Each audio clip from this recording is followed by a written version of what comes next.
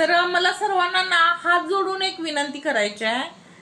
खरोखर मी मनापासून तुम्हाला सगळ्यांना सांगते, जर मी कुणाला रिप्लाय दिला तर त्या गोष्टीचा तुम्ही म्हणजे अर्थ असं धरू नका की मी तुम्हाला ऍक्सेप्ट केलंय, तुमच्याशी मैत्री करते आणि फक्त माझे व्हिडिओ पुरते म्हणजे मी रिप्लाय देते मी रिप्लाय. तुमचे कमेंट जर चांगले असतील तर मला रिप्लाय देणं पण गरजेचं आहे ना.